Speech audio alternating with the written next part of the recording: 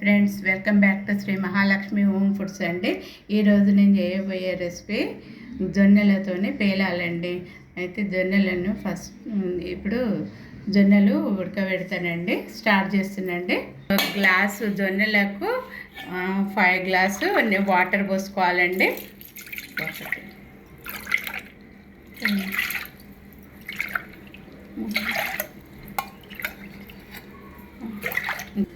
Five glass అండి.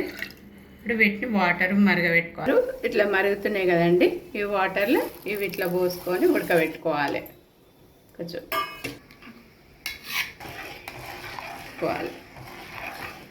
Water ఇక ఉడికేసినాయండి. మనకు వాటరు ఇట్లా అన్నీ వంపేసుకోవాలండి. ఇంకా ఇవి కొంచెము ఎండలో పెట్టుకొని వస్తా.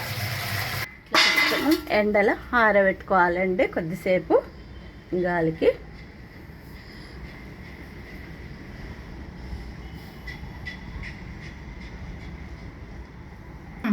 ఎండలో పెట్టుకొని వచ్చినాం కదండి, ఇది ఆరిపోయినాయండి.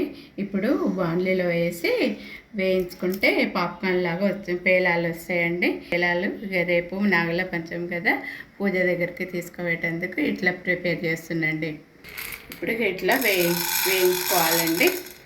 ఇప్పుడు ఇట్లా వేయించుకుంటే పేలాలు అయితే మనకు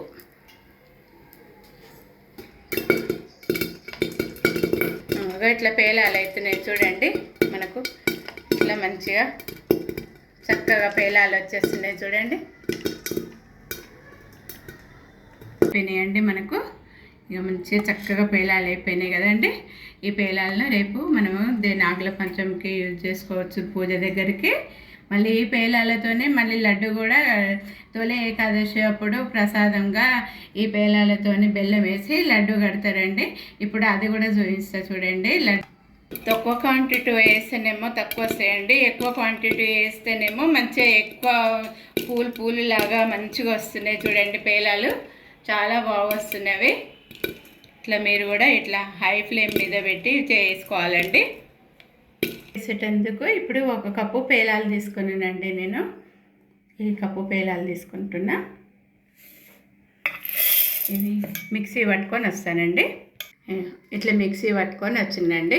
ఇప్పుడు ఇది ప్లేట్లకు తీసుకుందాము.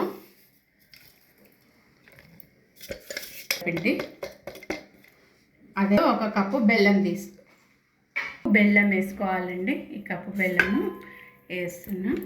ఈ పౌడర్ కూడా ఇట్లా వేసుకొని తిప్పుకోవాలండి.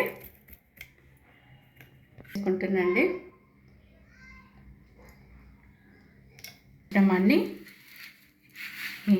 ఇప్పుడు ఏం చేయాలి, ఈ పేలాల పిండిని బెల్లంను అంతా మంచిగా కలుపుకోవాలండి. డ్రై ఫ్రూట్స్ నేతిలో వేయించుకొని వచ్చిందండి. ఇవి కూడా వేసుకుంటే బాగుంటుంది. ఇట్లా ఇవి కొంచెం వేస్తున్నాండి. బెల్లం ఉంది అందుకని. ఇప్పుడు కొంచెము నెయ్యి వేసుకోవాలండి. ఇట్లా నెయ్యి వేసుకుంటే మంచిగా వస్తుంది. వేసుకొని ఇట్లా కలపాలి. లడ్డూలు కట్టుకోవాలండి. జొన్న పేలాలతో ఇట్లా లడ్డూలు చేసుకోవాలండి. ఇట్లా మంచిగా వచ్చింది చూడండి, ఎంత బాగా వచ్చింది, మంచిగా వచ్చింది.